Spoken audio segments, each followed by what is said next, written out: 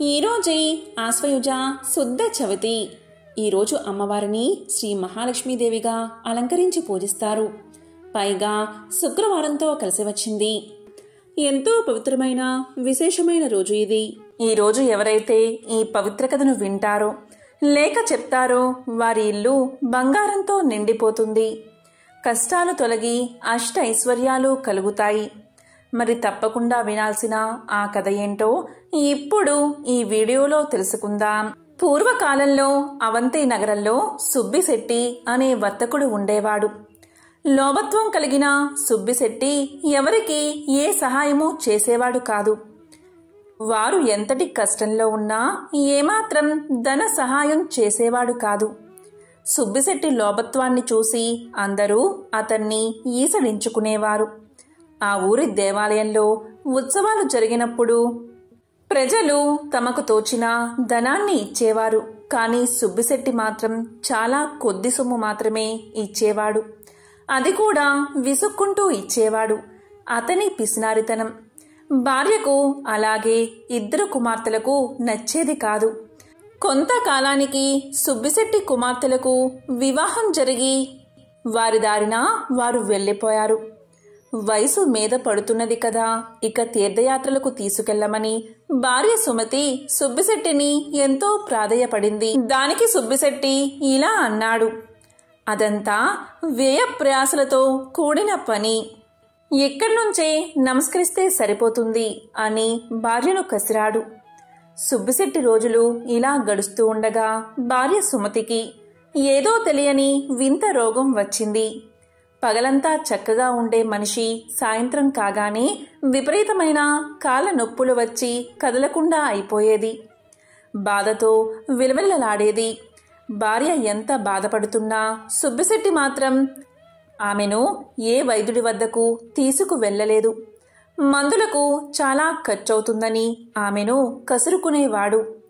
రోజు రోజుకు సుమతి బాధ ఎక్కువ కాసాగింది. ఇది వరకు సాయంత్రానికి వచ్చే కాలనొప్పులు ఇప్పుడు మధ్యాహ్న సమయానికే రాసాగాయి.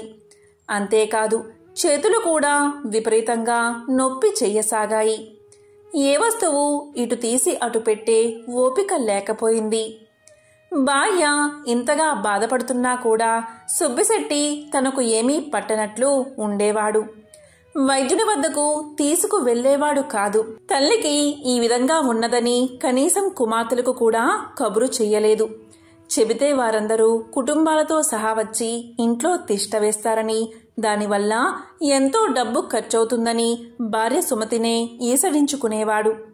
ఏ మందులు వాడకపోవడం చేత సుమతి ఆరోగ్యం నానాటికి క్షీణించసాగింది. మంచం మీద నుండి కదిలే ఓపిక కూడా నశించింది. చూపు మందగించింది. ఆ విధంగా ఎన్నో బాధలు పడి చివరకు ఒకరోజు సుమతి చనిపోయింది. ఈ కబురు తెలుసుకున్న కుమార్తెలు ఇంటికి వచ్చారు. తండ్రి పిసినారితనం వల్లే తల్లికి సరిగ్గా వైద్యం అందక చనిపోయిందని బాధపడ్డారు. తండ్రిని ఎంతగానో అసహ్యించుకున్నారు.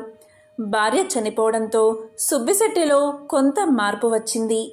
చేసిన పాపాల వల్ల వ్యాపారం బాగా దెబ్బతిన్నది. కానీ పిసినారితనం మాత్రం ఏమాత్రం తగ్గలేదు. కొన్ని నెలలు వ్యాపారం సరిగ్గా లేక చాలా నష్టం వచ్చి చివరకు ఉన్న ఇల్లు కూడా అమ్మి వేయవలసి వచ్చింది. ఊరివారెవరూ ఎటువంటి సహాయం చేయడానికి కూడా ముందుకు రాలేదు. చివరకు తినడానికి తిండి లేక పూట గడవక సుబ్బిశెట్టి చాలా కష్టాలు పడ్డాడు. ఎంతో దర్జాగా బతికిన ఆ ఊరిలోని తల ఎత్తుకోలేక ఒకరోజు అర్ధరాత్రి ఊరు విడిచి బయలుదేరాడు. ఒంట్లో ఏమాత్రమూ ఓపిక లేదు. అయినా సరే చేతికర్ర సహాయంతో అడవిదారి పట్టి వెళ్లాడు సుబ్బిశెట్టి. ఉదయానికి మరో ఊరు చేరాడు. అక్కడ 2 రోజులు ఉండి ఆ ఊరివారు కూడా తన్ను గుర్తించడంతో అవమానాన్ని భరించలేక అక్కడి నుండి ఒకనాడు అర్ధరాత్రి ఊరు విడిచి బయలుదేరాడు. కొంత దూరం వెళ్ళగానే అడవి వచ్చింది. అంతా చీకటిగా ఉంది.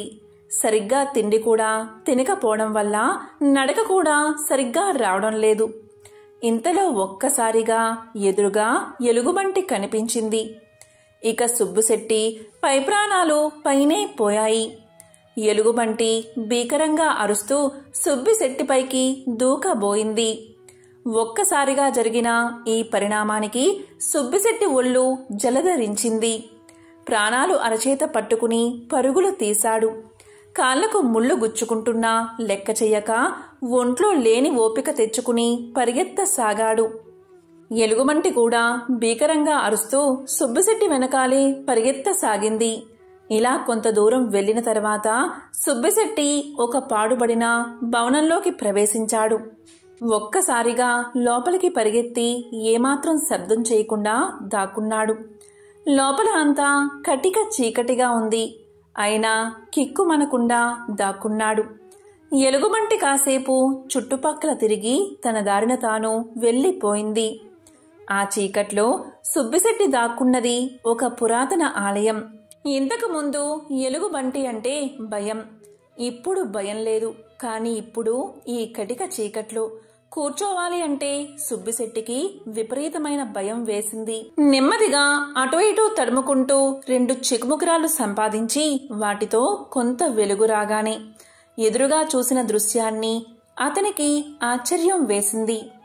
ఆ వెలుగులో శ్రీ మహాలక్ష్మీదేవి యొక్క విగ్రహం కనిపించింది. తాను ఉన్నది మహాలక్ష్మి ఆలయమని సుబ్బిశెట్టికి అర్థమైంది. ఆ గుడి ఎవరూ పట్టించుకోకపోవడం చేత శిథిలావస్థలో ఉన్నదని సుబ్బిశెట్టి గమనించాడు. ఎంతో బూజుగా ఉంది. చీకటిగా ఉండడం చేత అమ్మవారి విగ్రహాన్ని చూసి భయపడ్డాడు.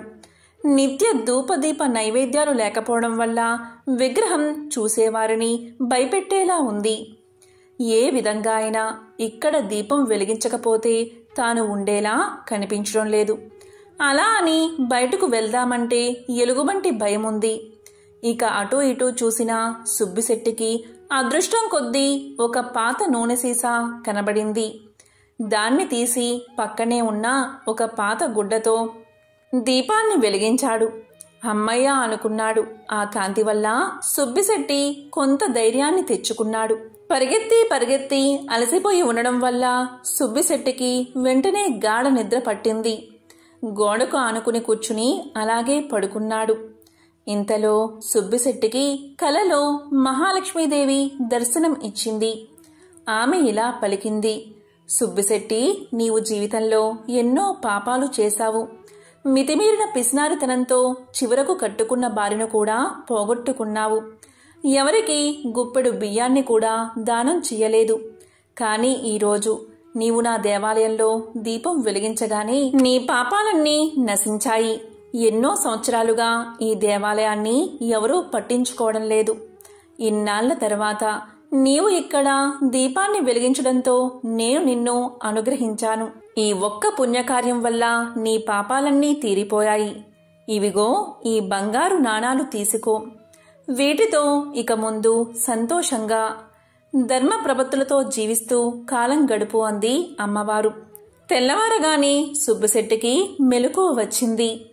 ఒక్కసారిగా ఆ రాత్రి తనకు వచ్చిన కలను గుర్తు చేసుకున్నాడు. కలలో అమ్మ దర్శనం లభించినందుకు ఎంతో ఆనందించాడు. తాను చేసిన తప్పులకు ఎంతో పశ్చాత్తాపపడ్డాడు. తన భార్యను చేతులారా పోగొట్టుకున్నందుకు ఎంతో బాధపడ్డాడు.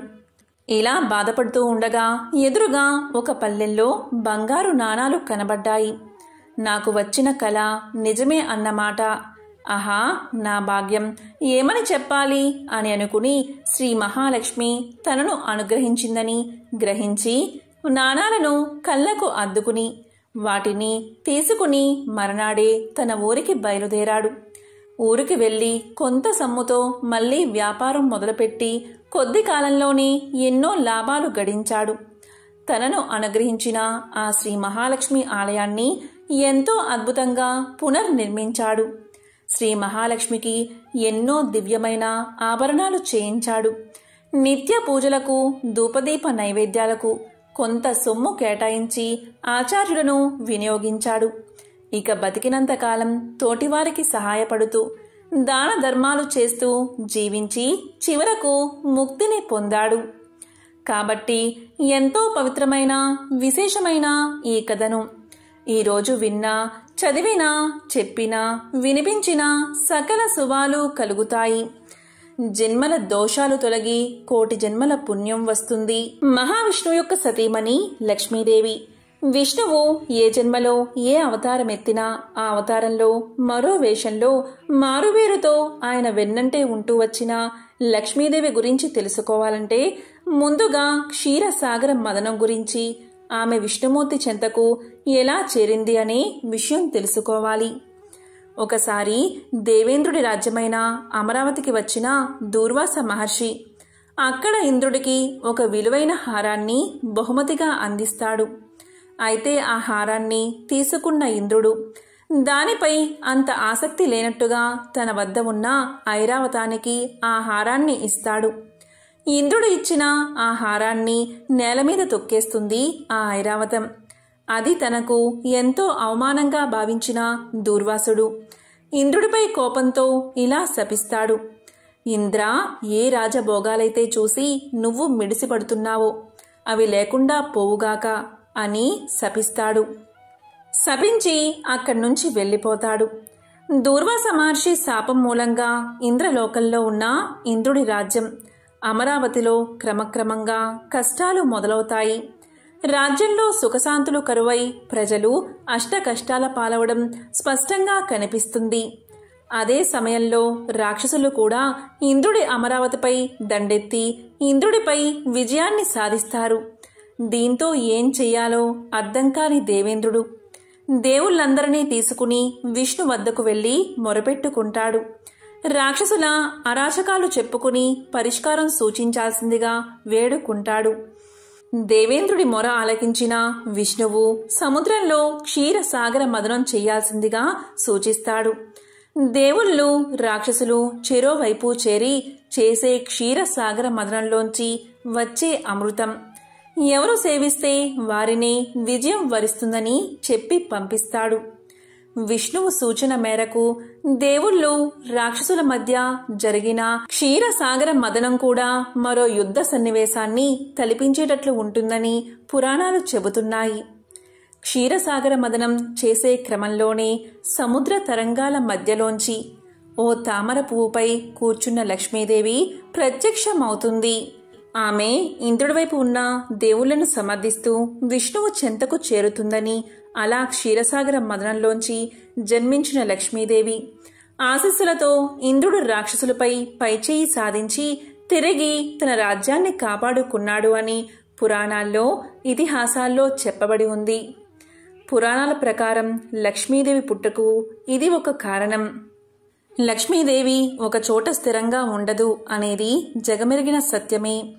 గర్విష్ఠులు ఈర్ష్యా ద్వేష పూరితుల ఇంట్లో లక్ష్మీదేవి కొలువై ఉండదు అనడానికి దుర్యోధనుడి ఉదంతమే ప్రబల ఉదాహరణ. ఒకరోజు తన తండ్రి ధృతరాష్ట్రుని ముందు నిలిచిన దుర్యోధనుడు పాండవాదుల పట్ల తనకు గల అక్కసునంతా వెళ్ళగక్కుతాడు. పాండవులు సంపదల మధ్య తులతూగిపోతున్నారని, లెక్కలేనంతమంది భృత్యులతో రాజప్రాసాదాలతో విలసిల్లుతున్నారని తనేం చెయ్యాలో చెప్పాలి అంటూ అభ్యర్థిస్తాడు. కొడుకు మాటలు విన్న ధృతరాష్ట్రుడు పాండవుల్లా ఐశ్వర్యంతో తులతూగాలి అంటే నీతి నియమాలతో ప్రవర్తించాలని, అందుకు ఉదాహరణ ప్రహ్లాదుడే అని చెబుతాడు. అవును, ప్రహ్లాదుడు రాక్షసుల మధ్య జన్మించినప్పటికీ అతడు నడిచిన బాట నైతిక ప్రవర్తనతో కూడుకున్నదే. ఒకసారి విషయ వాంఛలతో విసిగిపోయిన ఇంద్రుడు తన గురువైన బృహస్పతిని కలిసి తను కోల్పోయిన సంతోషాన్ని ఏ విధంగా తిరిగి తెచ్చుకోవాలో చెప్పమంటాడు. ఇంద్రుడి మాటలు విన్న దేవగురువు విజ్ఞానమే అన్ని విధాలైన సంతోషాలకు మూలమని, దాన్ని తెచ్చుకునేందుకు ప్రయత్నించమని చెబుతాడు. ఇంద్రుడి మనసులో మరో సందేహం, విజ్ఞానం కంటే గొప్పదైన విషయం ఏమైనా ఉందా అని. అదే విషయాన్ని బృహస్పతిని అడిగితే ఆ సంగతి తెలుసుకోవాలంటే రాక్షస గురువు శుక్రాచార్యుణ్ణి కలుసుకోమంటాడు. వెంటనే ఇంద్రుడు శుక్రుడి దగ్గరకు వెళ్లి తన సందేహాన్ని వెళ్లబుచ్చుతాడు. అందుకు తగిన సమాధానం చెప్పమంటాడు. దానికి తగిన సమాధానం చెప్పగలవాడు ప్రహ్లాదుడే అని శుక్రుడు చెబుతాడు. ప్రహ్లాదుడి దగ్గరకెళ్లిన ఇంద్రుడు సంతోషానికైనా అసలు మూల కారణం ఏమిటని ప్రశ్నించగానే తనిప్పుడు పరిపాలనలో నిమగ్నమై ఉండడం వల్ల సమాధానం చెప్పే తీరిక లేదన్న ప్రహ్లాదుడు తన్ను క్షమించమంటాడు. అయినా పట్టువదలని ఇంద్రుడు ఏదో ఒకరోజు వీలు చిక్కినప్పుడు ఆ రహస్యాన్ని వివరించమని, అప్పటి వరకు తాను అక్కడే ఉంటానంటూ ప్రహ్లాదునికి సేవలు చేస్తూ గడుపుతాడు. అలా కొన్నాళ్లు గడిచిన తర్వాత ఇంద్రుడి శ్రద్ధను మెచ్చిన ప్రహ్లాదుడు ఇలా చెప్తాడు: రాజుగా నా స్థాయిని తలుచుకుని నేను ఏనాడూ గర్వపడలేదు. సాధు జనుల సేవకుడిగా ఉంటూ గురువులు పెద్దల పట్ల గౌరవభావాన్ని కలిగి ఉంటాను. విపరీతమైన కోరికలతో గతి తప్పను. సంతోషానికి ఇదే ఖచ్చితమైన మార్గమని ప్రహ్లాదుడు సమాధానం చెప్తాడు. ఇంద్రుడు ఎంతో సంతోషిస్తాడు. ఇంద్రుడి భక్తికి మెచ్చిన ప్రహ్లాదుడు ఏదైనా వరాన్ని కోరుకోమంటాడు. వెంటనే కపటి ఇంద్రుడు తనకు నైతిక ప్రవర్తనను అనుగ్రహించమని అభ్యర్థిస్తాడు. ప్రహ్లాదుడు సరే అని ఒప్పుకోగానే అతని నుంచి ఓ జ్వాల బయటకు వస్తుంది. నేను నీలోని నీతివంతమైన నడవడిని నువ్వు నన్ను వెలికి తీసినందువల్ల ఇకపై నీ శిష్యునిలో నివసిస్తానని చెప్పి ఇంద్రుడిలోకి ప్రవేశిస్తుంది. తరువాత ప్రహ్లాదుడిలోంచి బయలుదేరిన మరో జ్వాల తాను అతడిలోని ధర్మశీలతనని నైతిక సౌశల్యం లేకుండా ఉండజాలనని ఇంద్రుడి శరీరంలోకి ప్రవేశిస్తుంది. తరువాత బయటపడిన సత్యం తాను నిజాన్ని అని ధర్మబద్ధతో ఉంటానని చెప్పి వెళ్ళిపోతుంది. తరువాత వెలువడిన మరో జ్వాల తాను అధికారాన్ని అని తాను నిజం ఉంటే ఉంటానని ఇంద్రుడిలో ఐక్యమవుతుంది. చివరగా ధవల కాంతులతో మెరిసిపోతున్న ఓ దేవత బయటకు వచ్చి తాను లక్ష్మి అని, సంపదల దేవతను అని, దీర్ఘకాలం నీవెంటే ఉన్నానని, ప్రస్తుతం తనను వదిలిపెట్టడానికి ప్రహ్లాదుడు సిద్ధపడినందున తప్పనిసరి పరిస్థితుల్లో వెళ్ళిపోవాల్సి వస్తుందని చెప్పి బయటపడుతుంది. ఈ విధంగా ధర్మ ప్రవర్తన, నిజం, అధికారం, నైతిక బద్ధ ప్రవర్తన ఉన్న చోట లక్ష్మీదేవి కొలువై ఉంటుందని అర్థమవుతుంది. పూర్వకాలంలో కళింగ దేశంలో వెంకటాచారి అని కంసాలి ఉండేవాడు. అతడు పనిలో ఎంతో నైపుణ్యం చెందినవాడిలాగా పేరుగాంచాడు. వెంకటాచారి భార్య సుమతి ఎంతో దైవభక్తురాలు. ఆ దంపతులకు 2 ఆడపిల్లలు, శారద, నీరజ.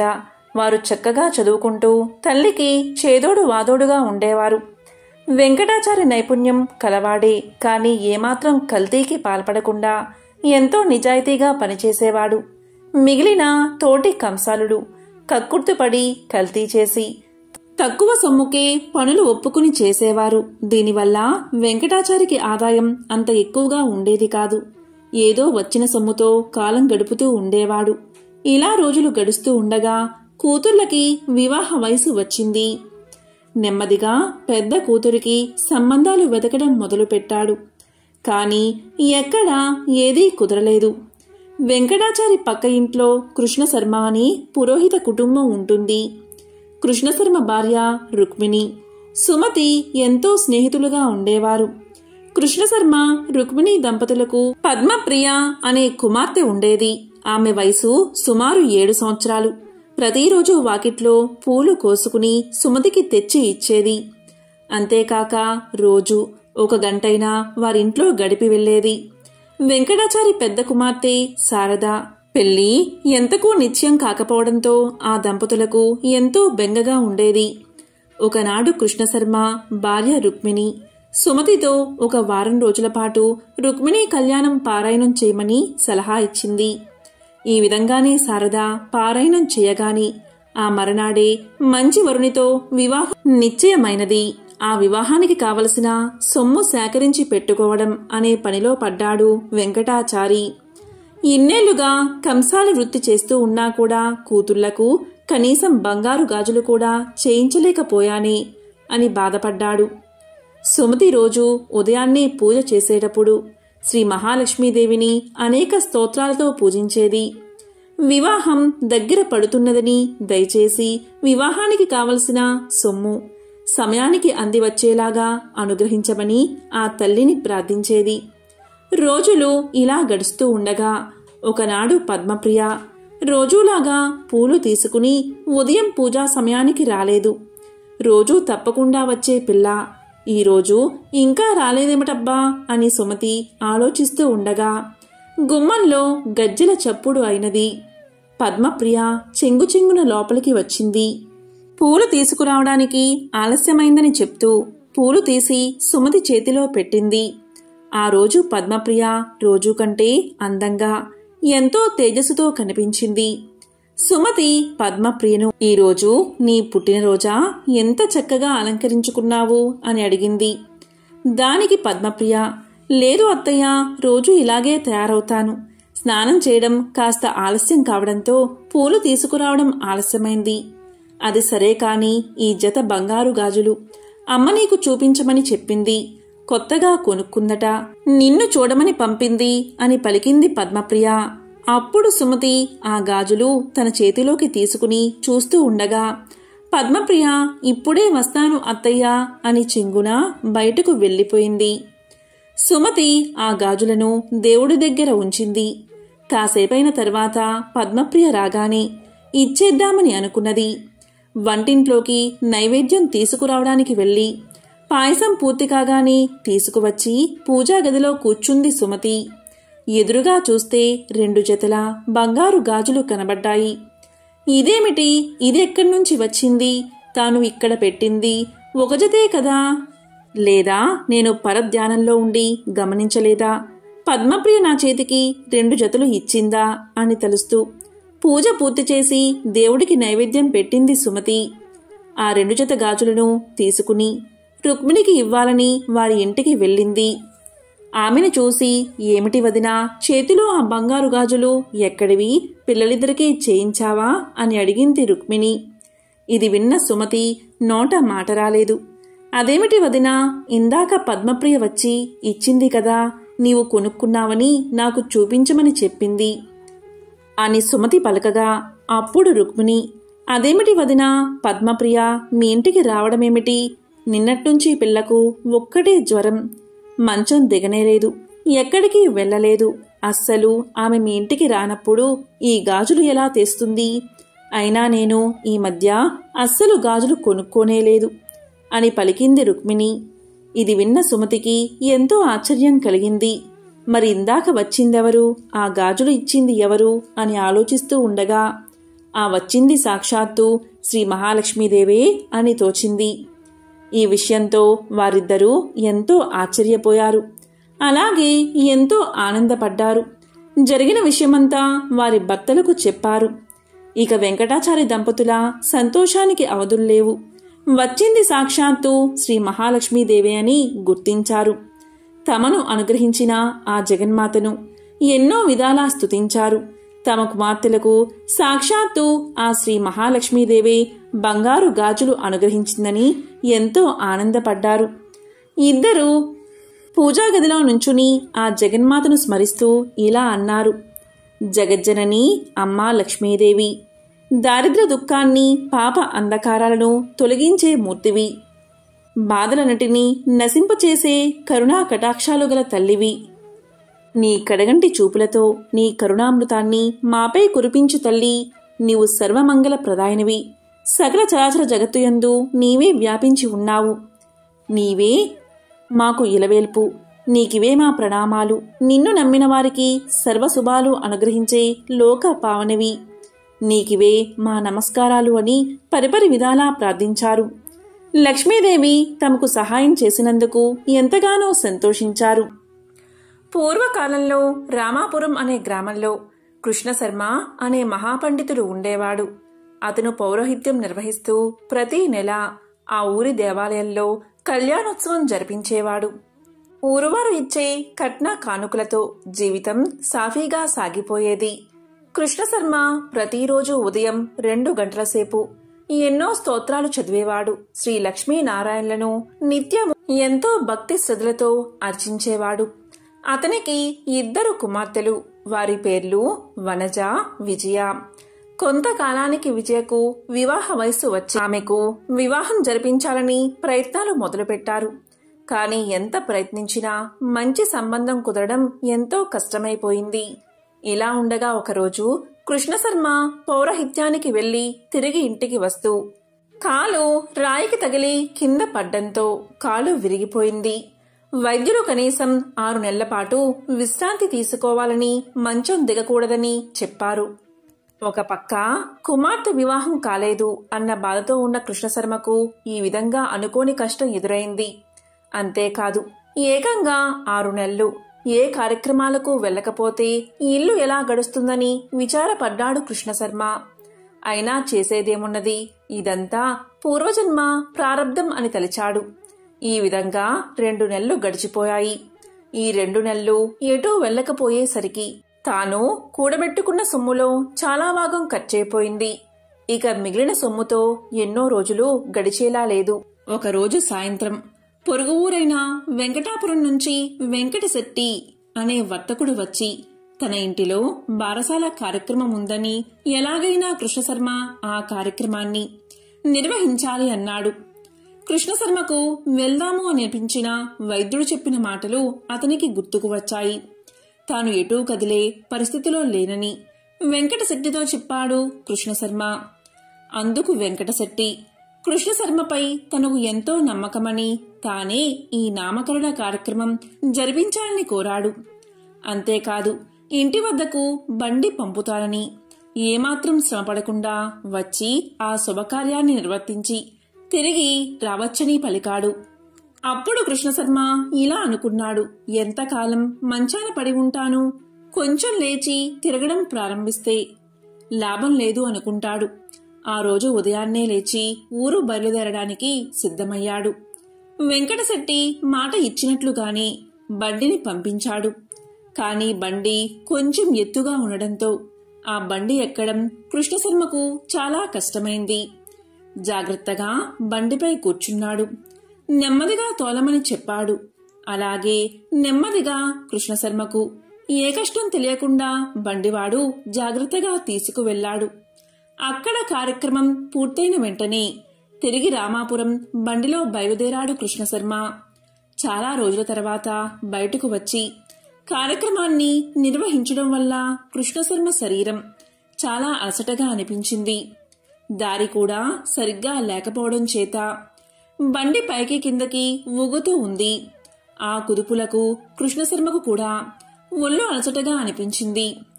ఇంతలో బండికి ఎదురుగా ఒక్కసారిగా కొన్ని కుక్కలు భీకరంగా అరుచుకుంటూ ఒకదాన్ని ఒకటి తరుముకుంటూ ఒకదానిపై ఒకటి పడి అరుస్తూ రాసాగాయి. ఒక్కసారిగా జరిగిన ఈ పరిణామానికి ఎడ్లు బెదిరి పరిగెత్తడంతో బండి అదుపు తప్పింది. బండిలో కూర్చున్న కృష్ణశర్మ ఒక్క ఉదుటున బండి నుంచి కింద పడ్డాడు. అలా పడ్డంతో ఇప్పుడిప్పుడే కోలుకుంటున్న అతని కాలికి తిరిగి దెబ్బ తగిలింది. ఆ బాధతో విలువెల్లాడిపోయాడు కృష్ణశర్మ. ఒక్కసారిగా జరిగిన ఈ పరిణామానికి బండివాడు కూడా నివ్వెరపోయాడు. ఎడ్లను నెమ్మదిగా వీపుపై దువ్వి బండిని ఓ పక్కగా ఆపి కృష్ణశర్మ వద్దకు పరుగు పరుగున వచ్చాడు బండివాడు. విపరీతమైన నొప్పితో బాధపడుతున్న కృష్ణశర్మ జరిగిన పరిస్థితికి ఎంతో విచారించాడు. ఇక బండివాడు కృష్ణశర్మను తిరిగి బండిలో కూర్చోబెట్టడానికి ప్రయత్నించాడు. కాని కృష్ణశర్మ ఎంతో నొప్పితో విలువెల్లాడిపోతూ ఏమాత్రం కదల్లేని పరిస్థితిలో ఉన్నాడు. బండివాడికి ఏం చెయ్యాలో పాలుపోలేదు. ఇంతలో సన్నగా వానజల్లు ప్రారంభమైంది. ఇక కృష్ణశర్మ బాధ వర్ణనాతీతంగా ఉంది. అదృష్టం కొద్దీ అటుగా 2 రైతులు వచ్చారు. వారి సహాయంతో బండివాడు కృష్ణశర్మను నెమ్మదిగా బండి లోపల కూర్చోబెట్టాడు. ఇక భూలోకంలో జరుగుతున్న సంగతంతా వైకుంఠంలోని లక్ష్మీనారాయణులు గమనిస్తూనే ఉన్నారు. కృష్ణశర్మ పడుతున్న కష్టాలు చూసి జగన్మాత అయిన శ్రీ మహాలక్ష్మీదేవి యొక్క హృదయం ద్రవించిపోయింది. తన ప్రియ వల్లభుడైన శ్రీమన్నారాయణ వారితో ఇలా పలికింది, స్వామి, ఆ కృష్ణశర్మ యొక్క దీన పరిస్థితిని చూడండి. ఎందుకు ఇన్ని బాధలు పడుతున్నాడు? అతను నిత్యం మనల్ని సేవిస్తున్నాడు కదా. ఇంకా ఎంతకాలం స్వామి ఈ బాధలు అతనికి? అతని పరిస్థితి చూస్తూ ఉంటే నాకు చాలా బాధగా ఉంది అని పలికింది అమ్మవారు. అప్పుడు శ్రీ మహావిష్ణువు లక్ష్మీదేవితో ఇలా పలికాడు, చూడు సఖీ, మానవులు తమ తమ పూర్వజన్మ పాప పుణ్యాల ఫలంగా సుఖ దుఃఖాలు అనుభవిస్తారు. పూర్వజన్మ కర్మఫలం పూర్తవ్వగానే కృష్ణ శర్మకు తప్పకుండా మంచి రోజులు వస్తాయి. సమస్యలన్నీ తీరి సుఖంగా జీవిస్తాడు అన్నాడు శ్రీమన్నారాయణుడు. అప్పుడు ఆ తల్లి ఇలా పలికింది, ఏమి సుఖం స్వామి, కుమార్తెల వివాహం ఇంకా కానేలేదు.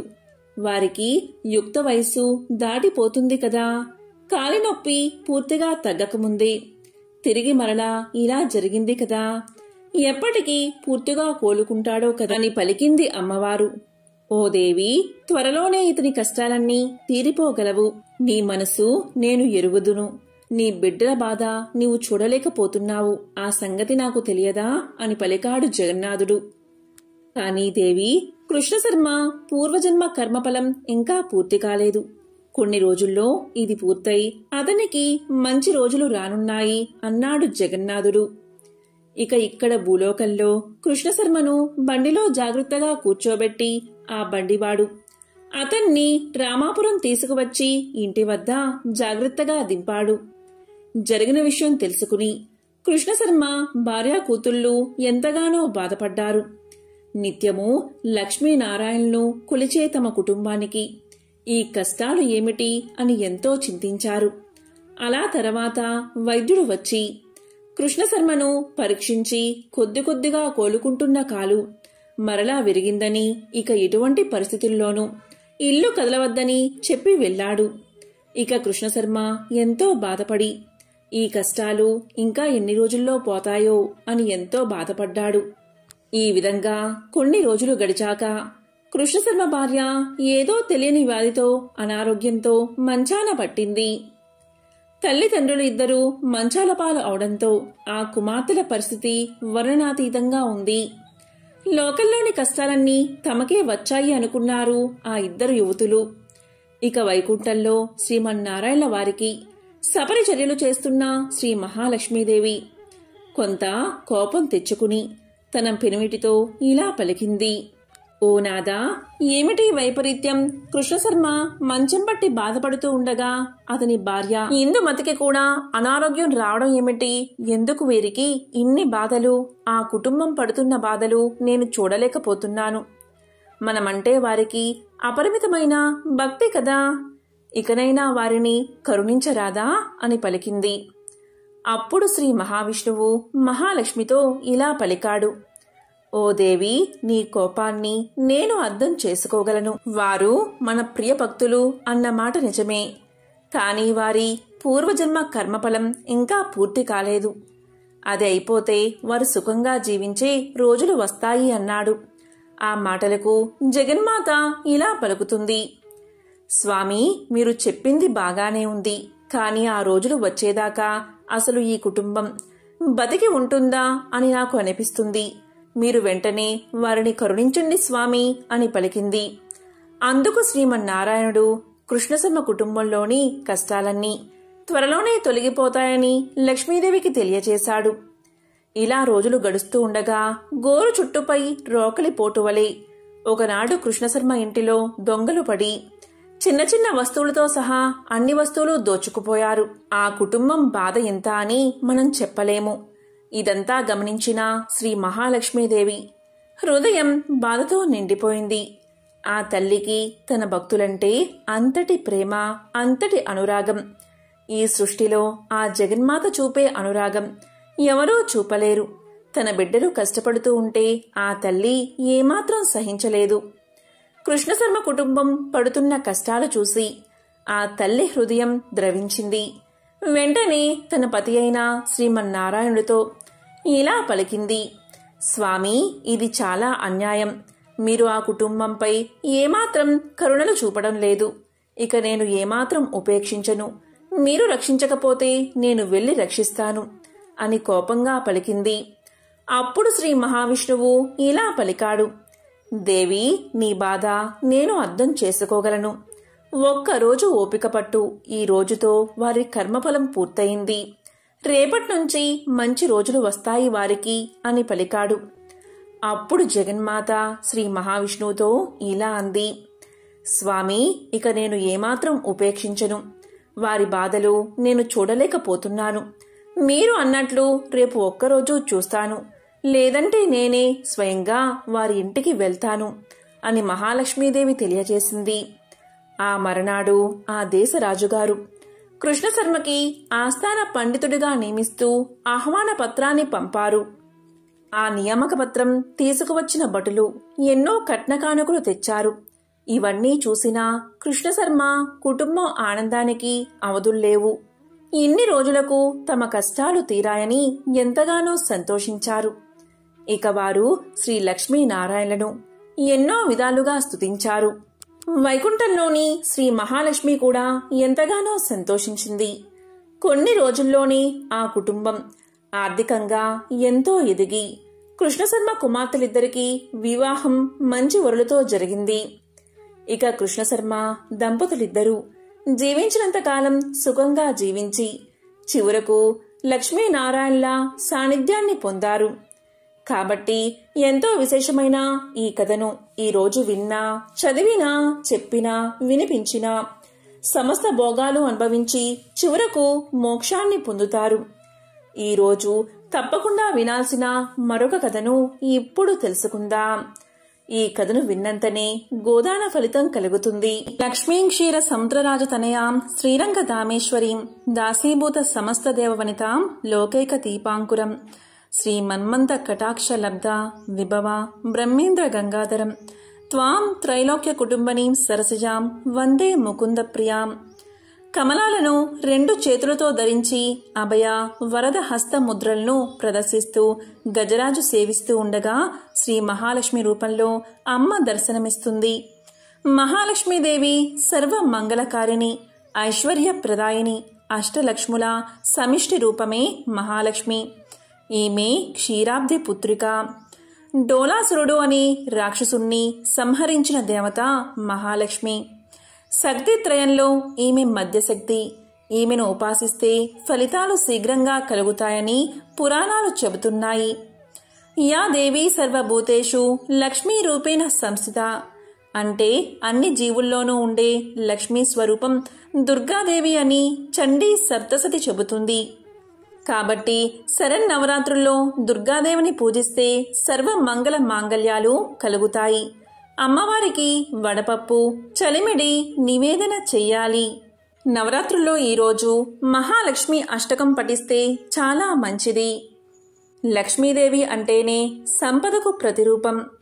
అందుకనే ఆ తల్లిని శ్రీ మహాలక్ష్మి అని పిలుస్తారు. శ్రీ అంటే సిరి సంపదలే.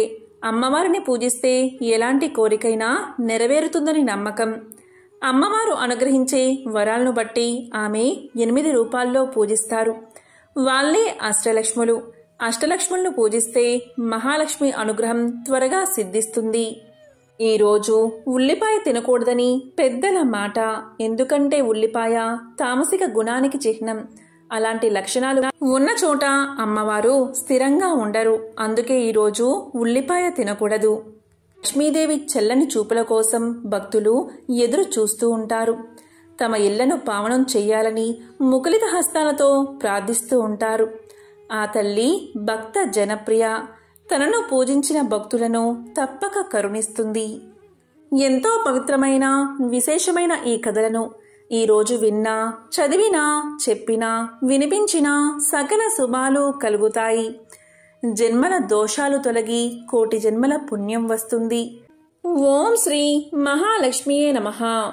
ఓం గం గణపతియే నమః.